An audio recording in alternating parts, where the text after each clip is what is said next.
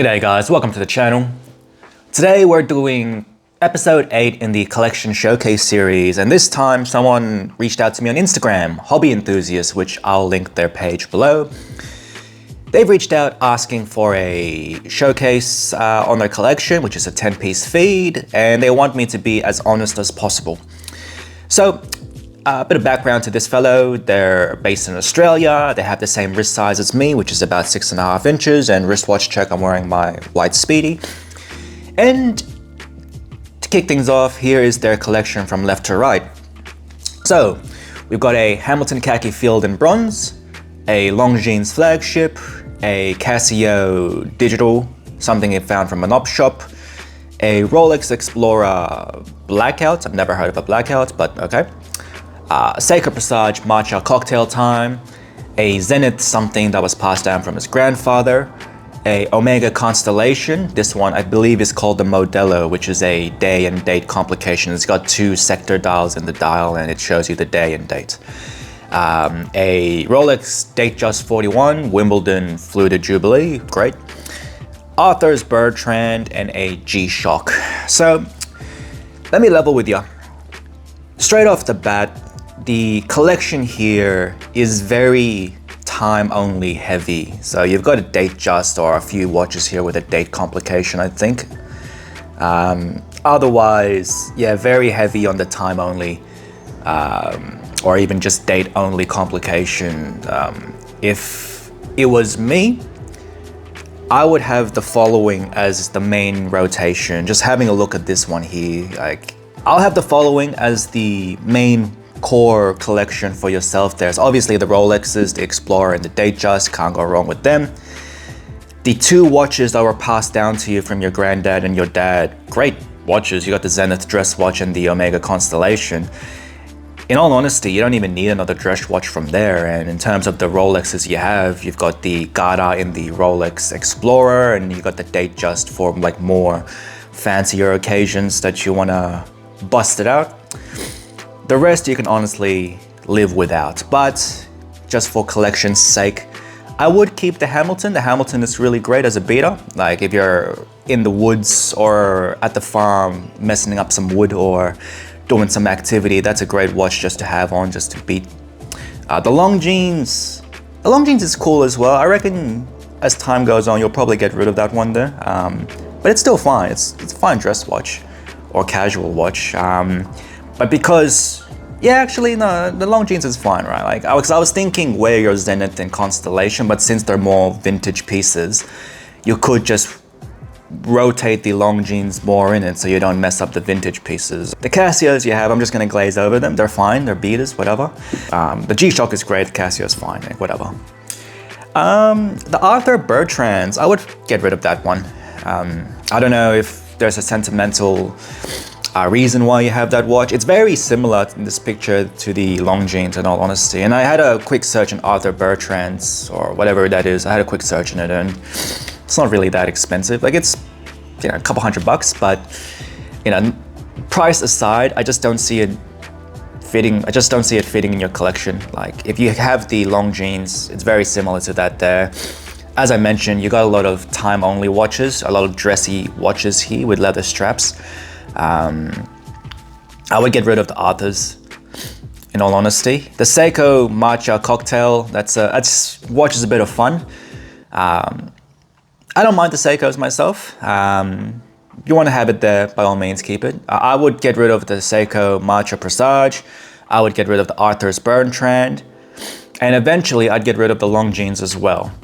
In terms of the Casios, I wouldn't even include them in the collection. So really, I've got the 2 Rolexes, the 2 watches that were passed down to you, and the Hamilton. So really, out of this 10, I would just keep 5 myself. So 1, 2, 3, 4, 5. Yeah, I will keep 5 myself. In terms of the collection, look, you buy what you like. So me saying it's very time only heavy, it's just my opinion. My opinion is irrelevant to you. If you like time only watches, great. For a long period of time, I didn't like chronographs, right? I didn't buy a chronograph, and I didn't feel like buying a chronograph just to tick something off the list, right? But eventually I found something I liked.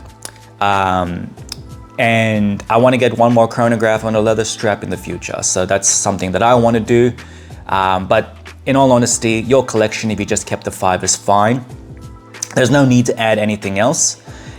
I guess for your wrist size and the direction of where your collection is heading, do you want to add anything else? It's really a question for you. If I was to add something, given that I know your wrist size is the same as mine, I would go ahead and add a Tudor in this collection. Because, you know, Tudors are a bit of fun. It's always nice to have one Tudor in the collection. Dive watch, I would stick with a dive watch. Don't bother with the GMT and chrono, they're not gonna fit you. I tried. And I'm thinking a 58, man. Just a normal Black Bay 58. Maybe even the Black Bay 58 GMT would be right up your alley. I think the Black Bay 58 GMT would be good for you. It's not relatively the most expensive thing in the world. It's, you know, what is it, retail around 6 grand Aussie. Used market, you can probably get a 58 for 3.5 grand. Black Bay 58 GMT, however, they're still a bit overpriced in the used secondary, so I wouldn't bother with that. Black Bay 58 would be good for your collection. You seem to like leather straps a lot, so the Black Bay 58 on a bracelet would be ideal for your collection there. Otherwise, in terms of a chrono, I've got the Speedmaster. The Speedmaster is a very safe and boring choice. It's a choice when you can't really think of much else to get in your collection, but I reckon the Chronomaster Sport, a Zenith Chronomaster Sport, will actually suit your collection really well. So it's the one that looks like a Daytona. It's its own thing. Don't think that you're getting it and it's a homage. It is its own actual watch. So I reckon that watch would suit your collection pretty well. And yes, they are overpriced in the new market, so we're calling 17K retail. However, you can get a hefty discount on them there, definitely from a authorized dealer, or even in the secondary market. I've been seeing them pretty much near new, going under 10 grand. So that's a $7,000+ discount. I reckon the Chronomaster would suit your collection. It's something a little bit different, something a little bit more sporty, because again, you got a lot of time only, so I'm looking at complications that aren't in your collection. Even a Tudor Pro would be cool for your collection as well. So it's something a bit different. I would also even consider a tag glass box for your collection. You can get it on a bracelet as well, but I think a glass box, any color will do, on a leather strap would be sick on your collection. Even a long jeans, man, like maybe get rid of your long jeans and replace it with a Zulu Time. The new titanium one is really cool, man, and I reckon that'll suit your collection pretty well. So if you got rid of the long jeans and replace it with the Zulu Time, that'll be nice. Get rid of the Arthur Bertrands and replace it with, I don't know, maybe a Black Bay 58, just a normal diver. Even the Pelagos is fine, and Pelagos 39, Black Bay 58. It's whatever your flavor is, right? So get a diver. The Cocktail Time, I would replace that and maybe go for a glass box or a Speedy or a Chronomaster, or even the Chrono Original from Zenith is quite nice, around 39 millimeters, 38 millimeters. It suits our wrist size, and they're quite nice as well if you want to be a bit different. The new First Omega in Space came out. Actually, my brother copped it a week after release, and the typical wait time is about 6 to 7 months, but he actually ended up copying it really quickly. The secret to it was, we went to the store, he put his name down, and we were quite passionate about watches, right? Like, we told him, look, we collect watches. Actually, that was the day when I bought my Panerai, so I had the Panerai box bag with me, and we weren't there to waste anyone's time. So then my brother ended up buying it, a couple of days ago, which was nice. So the First Omega in Space is nice as well. That'll fit you and your wrist as well. So you get a lot of options. It just depends on your budget. So I think just for starters, look, if you don't buy anything, your collection's fine, man.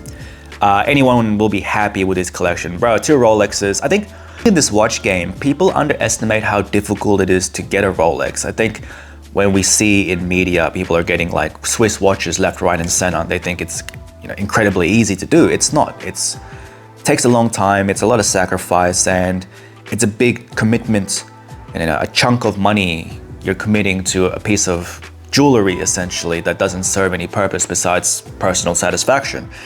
And yeah, with the 5-piece, even with the whole collection you have, man, it's fine. Like, if you don't want to get rid of anything, you know, you don't have to. But for me, I would get rid of the Arthur Bertrands, the Longines, and the Casios or whatever. And then the Seiko I would get rid of, just to make room for others as you evolve your collection. That would be a Diver, Chrono, and GMT. Again, you don't have to go for those complications if you don't want to, but to round your collection off nicely, a Longines GMT Zulu Time, I reckon that'll be a good one. A Black Bay 58, just a good one. And with the Chrono, you can have fun with it. Otherwise, that's a video. I don't want to ramble on too long because, you know, you asked me to be honest. There's nothing wrong with your collection, buddy. It's fine. I would just get rid of a few pieces, and otherwise, the core collection, anyone will be happy with it. That's the video. Hope you guys enjoyed. Catch you on the next one.